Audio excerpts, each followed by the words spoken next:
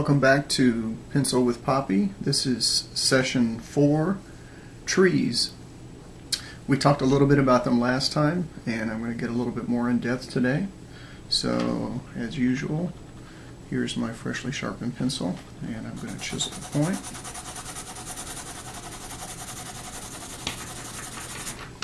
And I'm going to get rid of that piece of paper. I go through more paper that way. Remember to be on multiple pieces of paper so that it's as soft as possible, and I'm just on Xerox paper. So the first thing I want to talk about is using a language to define vegetation. And the easiest thing we can talk about is grass. I'm going to start with just some simple V and W language to create grass, the appearance of grass. And I'm just making a V shape and repeating it over and over. Almost W's, some V's, doesn't matter. Leave a little bit of space between them. If you want to get gradual value change, start with one side and get lighter as you go to the other. So that's a V or a W. And then we can do the same thing with a little bit more time. This is a little bit more time consuming, but as you get closer to the viewer, you want the grass to look a little bit more like individual blades. And you can make it look like it was fresh mown, or you can kind of mix it up and throw some more jagged kind of pieces in there for a little bit more realism. But that's typically how I do grass. A lot of times you can also add some shape planes in there and then follow those shapes to give the illusion of a berm or up and down flows of grass. So those are really the two types of ways that I do grass. From there, I want to jump in and talk about the vegetation on trees. I want to start with what we call lazy D's, which is just a series of squiggles that look like D's that got knocked over. You know, a D would look like that. You just knock that D over to the side. And it's really more of a rhythm of scribbling. But when you pull it all together, you can start to define the edge of the tree with that, or a shrub. And then if you pull in some shading up underneath, you can create some nice feeling of tree. The other one, and probably my favorite, is the W. And a W language for a leaf is, I like to consider it like you've got mud on the tip of your pencil and you're drawing around a circle and you're trying to wipe that mud off. And you want to vary the number of sides and you want to have different pressures. But then whenever you shade that, it looks like the edge of a tree up close. So those are W's. And then the opposite of that, if you're up on the top of a tree, you do the same thing, only you make M's.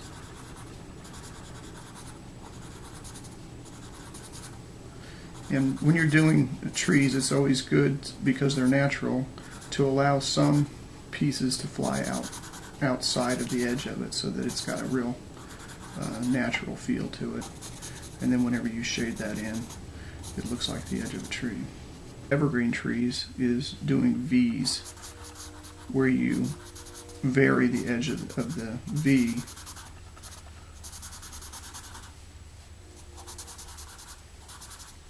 almost like making a Christmas tree.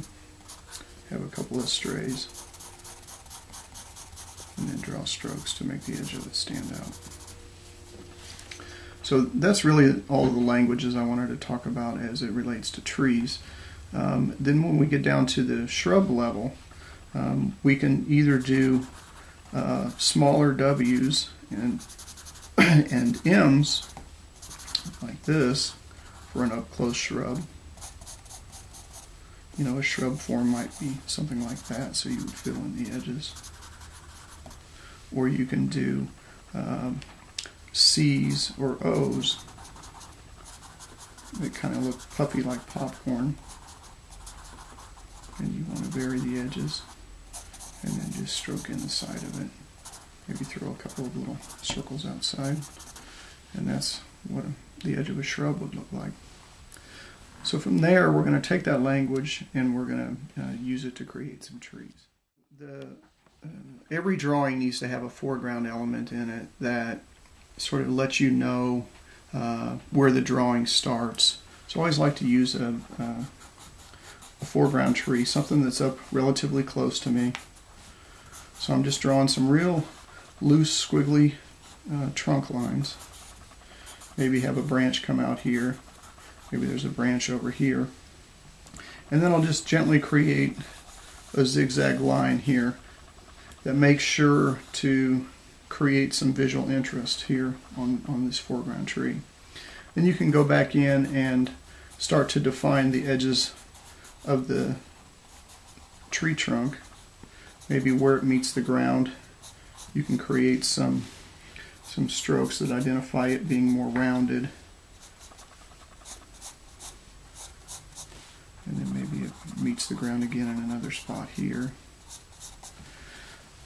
And then I want to decide where do I want the light to be coming from.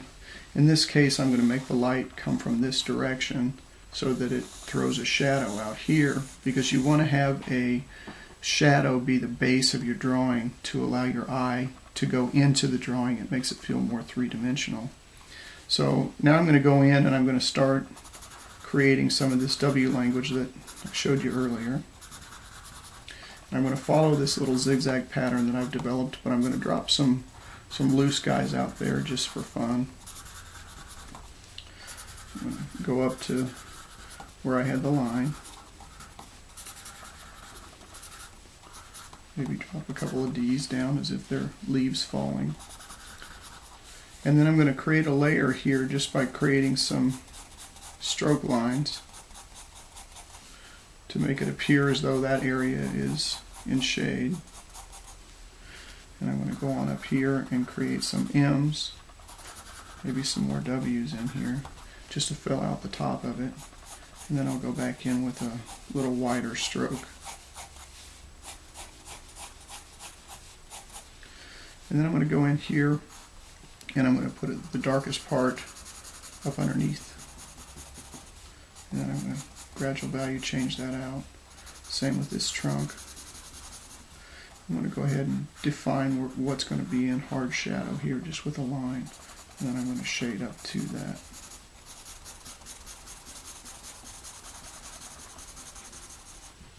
Maybe throw a couple of branches coming out of there. This guy over here would be in shadow as well. And I'll fade it into here, maybe throw a couple of branches coming off of that. And then I'm just going to ease this back in tone, maybe throw a few more kind of gnarly bark structure pieces here.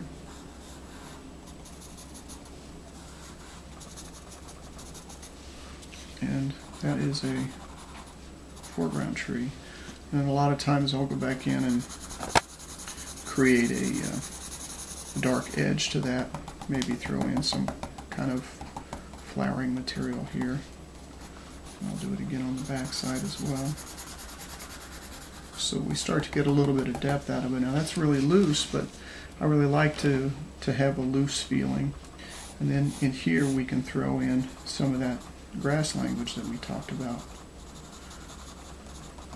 And there you have a foreground tree. So now from here I want to go in and talk a little bit about midground trees. So I'm going to just draw a distant hill back here, and I'm going to throw some of the same kind of language that we did earlier with the lazy D's. I'm going to define what I want drawn out here. So I'm going to put like a row of trees that sort of fades off into the distance, and it's going to have its trunks, multiple trunks out here on this hilltop, and we'll put a little shadow underneath it so you can see it. But to develop that, now we'll go back in with our language, and the closer to you, the more developed the line work should be. But as you get further away, it should start to disintegrate and be sort of just hazy lines, which is what I'm doing now. A lot more dots to define the leaves that are coming off of it. And now I'm doing the underside. You can see it's just really more of a squiggle that's coming from my elbow than it is a true language like what we showed in the beginning of the video. And then I'm making sure to create a lot of zigzag and interest in here. But then as I get away from the center of the drawing, I fade it out into a lot less detail because I'm not really going to go into that very much. So then I'm going to go back in and I'm going to create, because we said the sun was coming from this direction, I'm going to create a really zigzag shadow portion of those trees. I'm just going to go ahead and hatch it in very lightly, making sure that it's darker toward the middle, and then as I get out toward the outside of the drawing, I want to take that detail down a little bit. And then I'm going to indicate just some real simple indications of those distant branches. Maybe some of them are multi-stemmed. Maybe some of them are just singles next to each other. And then I'm going to put some heavy shadow up underneath them. And this can be as detailed as you want it to be. If you've got some client showing up at your place in 10 minutes and you don't have a lot of time, you shouldn't spend a lot of time. The faster you do it, the better it is. The more time you have to drink coffee and do whatever else you want to do. So now I'm going to just lightly indicate toward the middle of the drawing and then fade out. And that's a good way to show a set of background trees. Now if I wanted further back, I could create another hill off in the distance, and I want to be very loose about this. And let's just say that we've got some way off distant trees. We just squiggle away.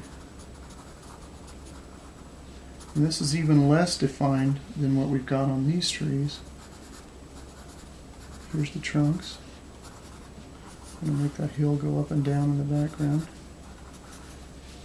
And now I've got to decide what's darker, and I think I want it to be this. So I'm going to start in light there, and then I'm going to get darker as I go toward the middle of the drawing.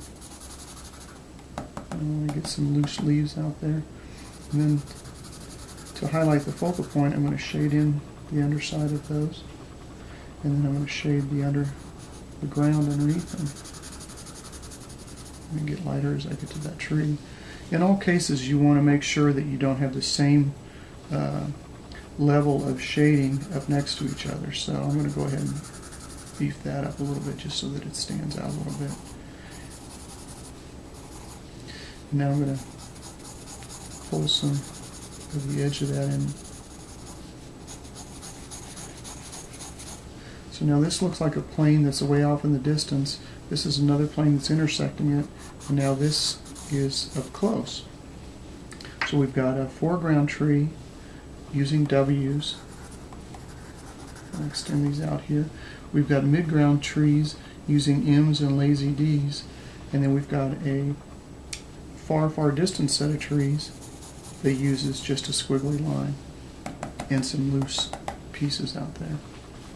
So that's a really simple way to do trees, and if you can get yourself into doing these kinds of drawings over and over and over, just maybe work the midground trees until you're comfortable with that edge language. Sit and do W's if you're doing nothing else. Just do W's, and then sit down and compare them back to the video and see if you can master that same feeling. Now I'm going to go ahead and add just maybe a person here for scale, and I'm going to say that he's walking along a sidewalk that runs right next to this. Maybe this is a park or something. And I'm going to say he's coming up the hill, so here he is. Walking around that corner, and I'm going to darken him up so you can see him. There's a foot. There's a couple of arms. A broad set of shoulders. Maybe I'll put a little shadow underneath him. And then I'm going to extend the shadow of this tree, and I'm going to go ahead and create some grass lines like we talked about. And I'm going to add those in there, using the same W's and V's that we talked about before. And then I'm going to follow the lines that we created here to identify the edge of that walk. And if I had a lot of time, I would spend it doing it, but the one area you want to focus on is the edge of that walk so that you can define it from the other. And I did 2 lines here. I think I'm going to pick this one. Pick your favorite line and just go with it. The other one will disappear as we fill up the rest of that language in there. And notice that I'm trying to create a separation between the walk and these lines, but I'm not going to get as dark as the shadow off there in the background so that we get some good visual separation between them, trying to indicate depth. Now, just for fun, I'm going to add a few sidewalk joints and maybe some dots. Maybe it's asphalt, maybe it's concrete. I guess it's concrete since I put the joints in there. Highlight a little bit more. And that's where we'll stop. Next time we get together, I think we'll go in and talk about people a little bit. This is a very, very rudimentary shadow person, and we'll get into a little bit more depth as to how to make your drawings more real with people. Thanks for joining me. I really enjoy doing this, so I hope you'll keep following and watching and share this with your friends. As always, learn it, master it, and share it. Thanks.